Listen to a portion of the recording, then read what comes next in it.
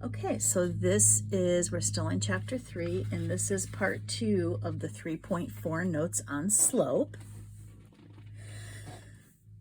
So if we look at number 4, we just practiced with graphing using slope-intercept form.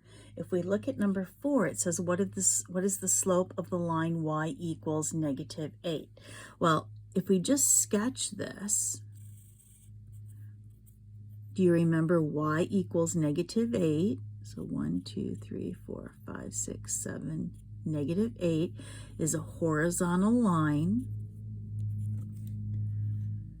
going through the y-axis at -8. So it would really help you to know that if it's a y equals, it's a horizontal line.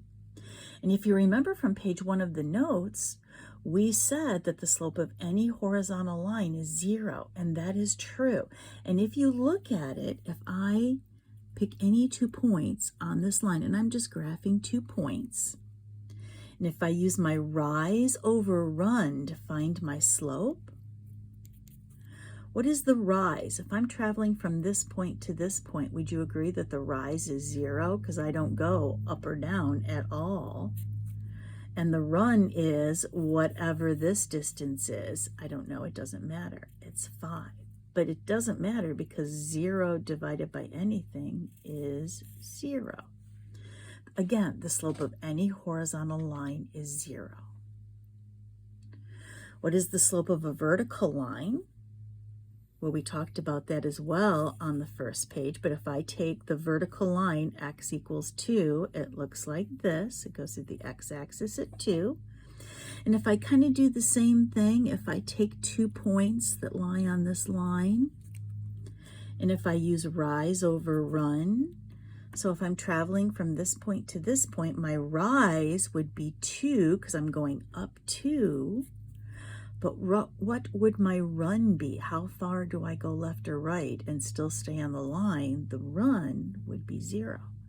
And as you know, any fraction that has a 0 on the bottom is an undefined fraction.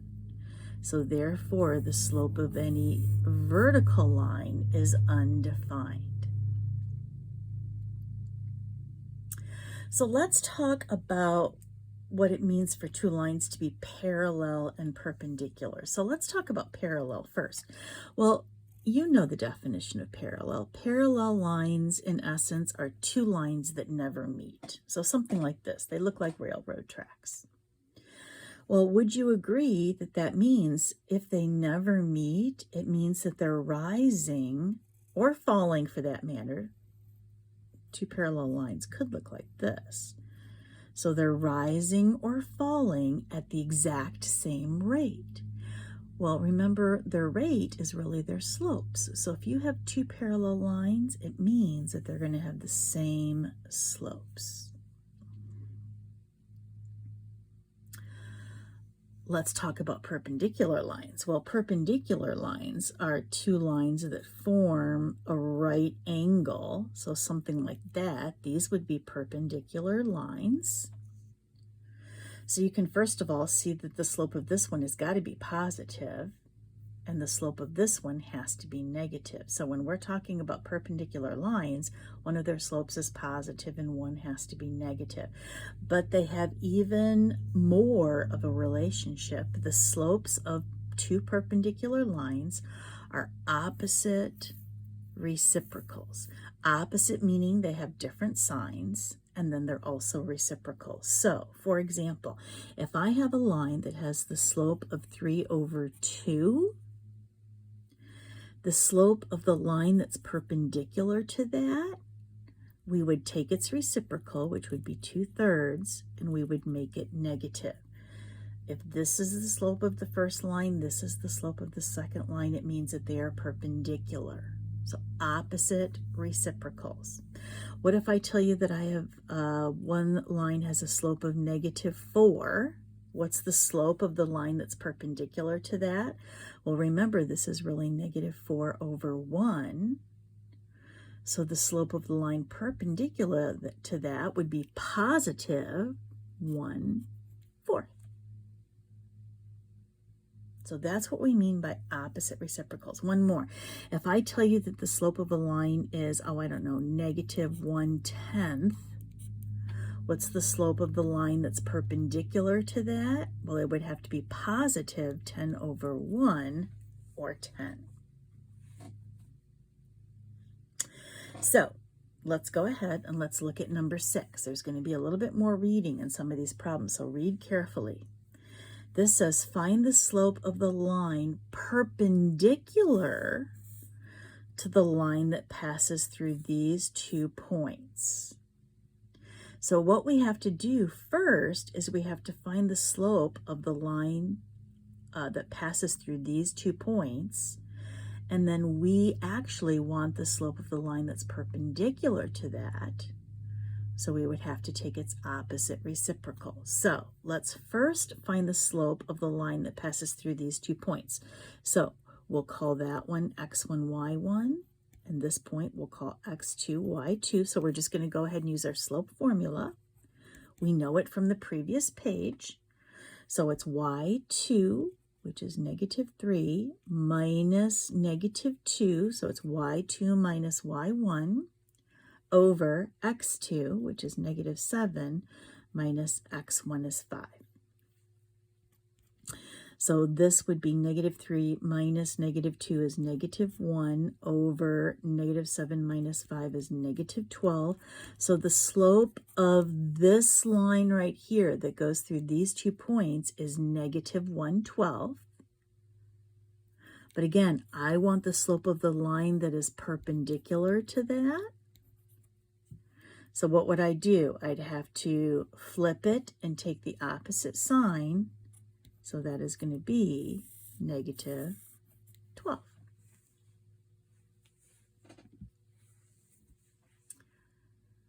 So read carefully. So number 7 says, determine whether these 2 lines are parallel, perpendicular, or maybe they're neither one of the two. They don't have to be either parallel or perpendicular. So to be able to do this, you're going to have to put them in slope-intercept form, which remember is y equals mx plus b, because then when the lines are in that form, you'll be able to look at their slopes, and that will tell you if they're parallel, perpendicular, or maybe neither one of the two. So that's why there's so much room to work here. So let's take this first line. It's x plus y equals 5. If we put that in slope-intercept form, which again means we want to get the y alone, we'd subtract x from both sides, and we would have y is equal to -x plus 5. So there's my top line in slope-intercept form. And you can see that the slope, because there's a -1 in front of the x, is -1. Now let's take the second line. So 2x plus y equals 5. And let's put this one in slope-intercept form. So we're going to get the y alone, which means we want to subtract 2x from both sides of my equal sign, which means my line is y is equal to -2x plus 5. And what's the slope of that line? The slope of that line is -2. So are the slopes the same? No. That means that they're not perpendicular. Are the slopes opposite reciprocals? No, they're not. That means, I'm sorry, I think I misspoke before. If the slopes were the same, they would be parallel. Since the slopes are not opposite reciprocals, it means that they're not perpendicular either. So that means that they are neither one of the two. So they're neither parallel nor perpendicular. All right, let's do B. So I'm going to look at the top equation first. 5y equals 2x minus 3. This is not in slope-intercept form because of the 5. So I'm going to divide everything through by 5 to get the y alone. So y is going to be equal to, it's going to be 2/5 x minus 3/5. So there is the top equation in slope-intercept form. Notice that its slope is 2/5. It's the number with the x, the m. So now let's go ahead and let's take the second equation. 5x plus 2y equals 1. And let's put this in slope-intercept form by getting the y alone. So the first thing that I'm going to have to do is subtract 5x from both sides of my equal sign. So that's going to give me 2y equals negative 5x plus 1. Now get the y alone by dividing everything through by 2. So my y is going to equal, this is going to be negative 5 halves x plus 1 half. Now, why did we put them in this form? We did it so we can now look at their slopes. Their slopes are positive 2/5 and negative 5/2. They're not the same, so the lines are not parallel. Are they opposite reciprocals? Yes, they are. And what that means is that my two lines are perpendicular. Why don't you guys go ahead and do C? Now notice that the top line is already in slope-intercept form, and decide if those two lines are parallel, perpendicular, or maybe neither one of the two. And then, so pause and come back.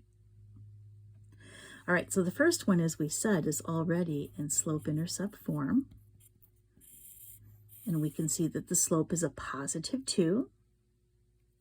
So now let's take the second line, 4x minus 2y equals 8, and I'm going to go ahead and put this in slope-intercept form. So I'd subtract 4x from both sides of my equal sign, which would leave me with negative 2y equals negative 4x plus 8.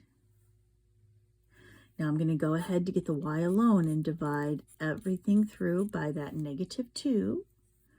So y is going to be equal to negative 4 divided by negative 2 is positive 2x, and then 8 divided by negative 2 is negative 4. So look at their slopes. They're the same. What does that mean about these lines? It means that they are parallel. And there's the end of this set of notes.